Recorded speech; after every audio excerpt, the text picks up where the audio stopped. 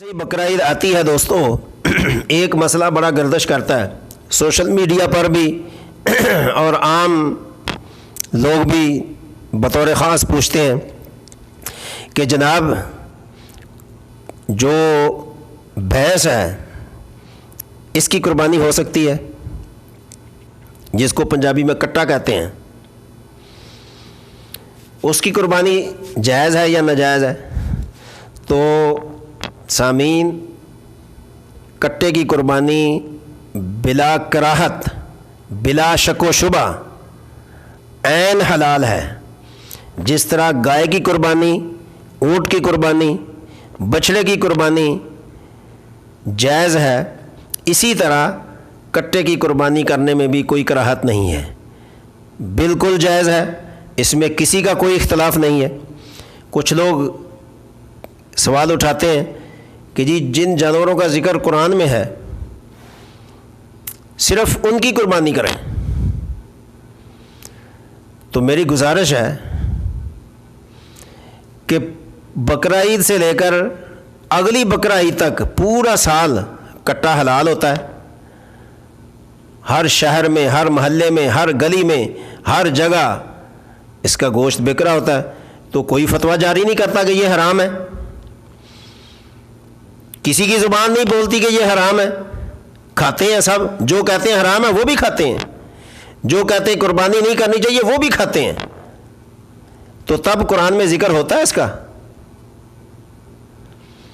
اگر آپ اتنے ہی لائق فائق ہیں تو آپ فتویٰ جاری کریں ایک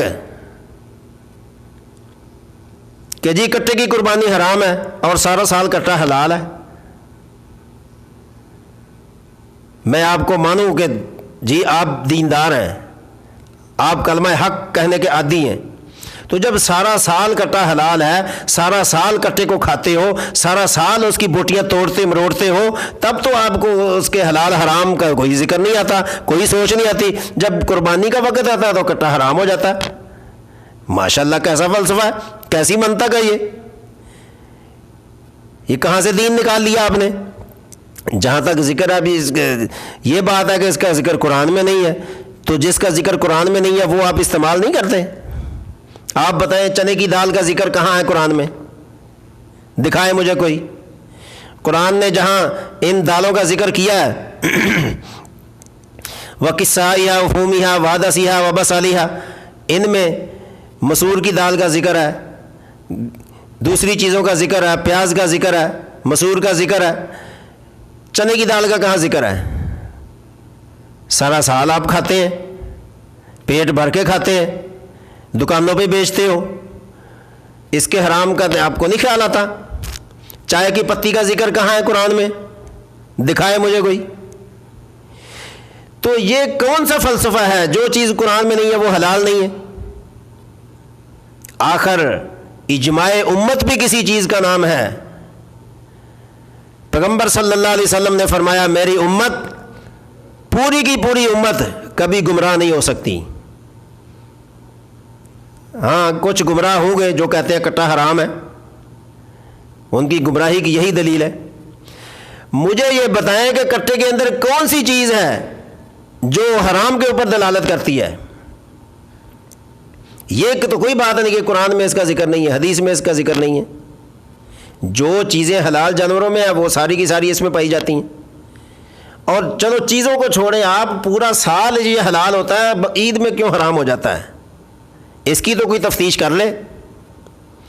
تو لہٰذا میری یہ گزارش ہے، جس طرح گائے میں، اونٹ میں 7 حصے دار شامل ہو سکتے ہیں، اسی طرح کٹے کے اندر بھی 7 حصے دار شامل ہو کر اس کی قربانی بھی کر سکتے ہیں، اس کا عقیقہ بھی کر سکتے ہیں۔ کوئی شک و شبہ نہیں ہے اس کے حلال ہونے میں، بلکہ عین حلال ہے۔ جس طرح دوسرے جانور حلال ہیں اسی طرح یہ جانور بھی حلال ہے۔ اور ایک اور بات یہاں سمجھ لیں، کچھ لوگ چونکہ ہمیں دینی معلومات تو اتنی ہوتی نہیں ہے، عید پر چونکہ جانور لینے دینے ہوتے ہیں، قربانی کا سلسلہ ہوتا ہے، تو کچھ چیزیں پھر یاد آ جاتی ہیں، تو چلو اسی بہانے میں ہمیں یہ پتہ چل جاتا ہے کہ یہ چیز بھی حلال ہے۔ کچھ لوگ کہتے ہیں جی خصی جانور جو ہوتا ہے اس کی قربانی ٹھیک نہیں ہے، کیوں ٹھیک نہیں ہے ابھی؟ اس کے اندر خصی ہو کر اس کے اندر کون سی نئی چیز پیدا ہو گئی ہے؟